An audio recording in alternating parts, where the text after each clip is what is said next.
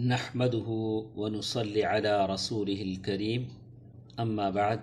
محترم حضرات و خواتین، اللہ تعالیٰ کا فضل و کرم ہے کہ دلوں کے اعمال کی اس گفتگو میں ہم شریک ہیں، اور اللہ کے فضل و کرم سے ہم سن رہے ہیں مراقبے کے تعلق سے۔ مراقبے کی بات جب بھی آتی ہے تو سب سے پہلے دل میں خیال آتا ہے یہ تو صوفیہ والوں مراقبہ تو ہے نہیں، صوفیہ والے مراقبے کی بات آتی ہے، لیکن ہم جس مراقبے کی بات کرتے ہیں سلف صالحین کا یہ مراقبہ ہے۔ قرآن و حدیث کی روشنی میں اس مراقبے کے تعلق سے جو بات کہی گئی ہے ہم اس کے تعلق سے بات کرتے ہیں۔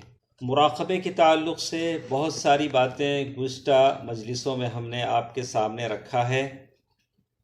آج کے اس درس میں ہم آپ کو بتائیں گے کہ مراقبہ، جس کے معنی مختصر میں نے آپ کے سامنے بتایا کہ ہر لمحہ، ہر وقت، ہر آن، ہر پل، ہر گھڑی آپ کو مجھے اس بات کا احساس ہو کہ اللہ مجھے اور آپ کو دیکھ رہا ہے، ہم اللہ تعالیٰ کی نگرانی میں ہیں۔ اہل علم نے، علماء نے مراقبے کے 3 مرتبے بیان کیے ہیں۔ پہلا مرتبہ یہ ہے مراقبے کا کہ یہ اللہ تعالیٰ کے خوف سے ہوتا ہے۔ آدمی اللہ تعالیٰ کا ڈر اپنے سینے میں سمائے ہوئے ہے، اسے احساس ہے کہ اللہ تبارک و تعالیٰ اسے دیکھ رہے ہیں، نگہبان ہیں۔ یہ اللہ کے ڈر کی وجہ سے ہے۔ المرتبۃ الثانیہ، دوسرا مرتبہ مراقبہ کا ہے، وہ آدمی کو اللہ سے حیا کی وجہ سے آتا ہے۔ آدمی شرماتا ہے، خالق کائنات، مالک ارض و سما، رب ذوالجلال سے اسے حیا ہے، اسے شرم آتی ہے گناہ کرتے ہوئے، اللہ کی نافرمانی کرتے ہوئے۔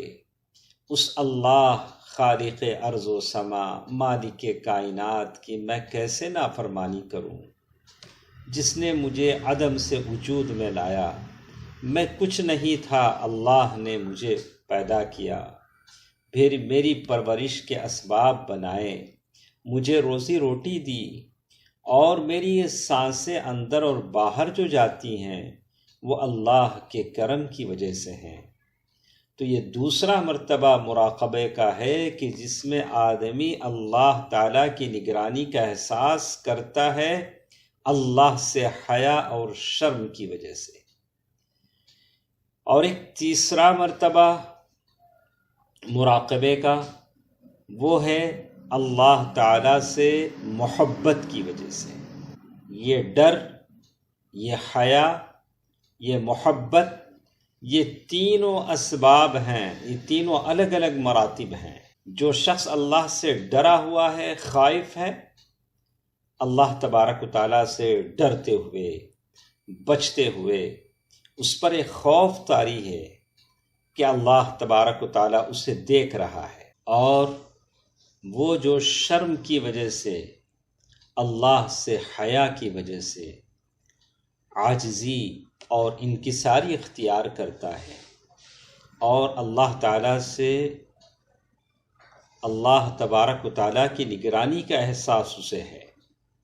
اور اسی طرح وہ جو اللہ تعالیٰ سے محبت کرتا ہے، اسے انتہائی خوشی کے ساتھ، نشاط و جستجو کے ساتھ وہ اللہ تعالیٰ کی عبادتوں کو بجا لاتا ہے، انشراح صدر کے ساتھ، بڑی ہی خوش دلی کے ساتھ وہ اللہ تعالیٰ کی عبادتوں کو بجا لاتا ہے، اور اسے بھی احساس ہے کہ اللہ تعالیٰ اس پر نگران ہے۔ اس کو مراقبہ کہتے ہیں۔ تو ہم نے آپ کے سامنے اس بات کو واضح کیا کہ مراقبہ کے 3 مراتب ہیں، ایک وہ مراقبہ جس کا سبب اللہ کا ڈر ہوتا ہے، دوسرا وہ جس کا سبب اللہ سے حیا اور شرم ہوتا ہے، تیسرا وہ جس کا سبب اللہ تعالی سے محبت ہوتی ہے۔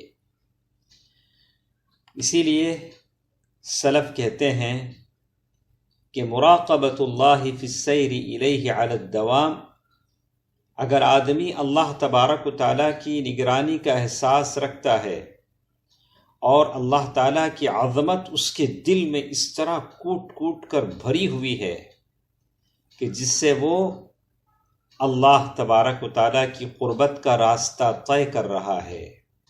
سیدھے سادے الفاظ میں اگر آپ سمجھنا چاہیں تو میرے اور آپ کے نبی محمد صلی اللہ علیہ وسلم کی اس حدیث کو یاد کریں جس میں اللہ کے نبی صلی اللہ علیہ وسلم نے فرمایا وَجُعِلَتْ قُرَّةَ عَيْنِي فِي الصَّلَاةِ، اور میری آنکھوں کی ٹھنڈک نماز میں کر دی گئی ہے، نماز میں کر دی گئی ہے۔ تو اللہ تعالیٰ کی عبادتوں کے بجا لانے میں ایک طرح کی خوشی بندے کو ہوتی ہے، اتنی خوشی کہ دنیا کی نعمتیں اس کے سامنے ہیچ ہیں، حقیر ہیں، اور یہ حال ہے بالکل وہی حالت، وہی لذت وہ پاتا ہے جیسے جنتی لوگ پاتے ہیں۔ یہاں تک کہ بعض اللہ والوں نے، سلف نے کہا إِنَّهُ لَتَمُرُّ بِي أَوْقَاتٍ أَقُولُ فِيهَا إِنْ كَانَ أَهْلُ الْجَنَّةِ فِي مِثْلِ هَذَا إِنَّهُمْ لَفِي عَيْشٍ طَيِّبٍ، تو کہتے ہیں کہ بسا اوقات دنیا کی میری جو زندگی ہے اس میں اتنے میرے خوش کن لمحات آتے ہیں، اتنی میرے لیے آرام دہ لمحات، پرسکون زندگی کے لمحات آتے ہیں، میں دل میں کہنے لگتا ہوں کہ اے کاش یہ لمحات، یہ خوشی، نفس کی یہ تر و تازگی اگر جنت والوں کو حاصل ہو جائے تو وہ کتنے اچھی زندگی کے مالک ہو جائیں گے۔ یعنی اس طرح کا تصور میرے دل میں آتا ہے۔ تو انشاءاللہ اسی سے جڑی کچھ باتیں ہمارے ساتھ اور بھی ہیں، انشاءاللہ کل کے درس میں ہم سنیں گے۔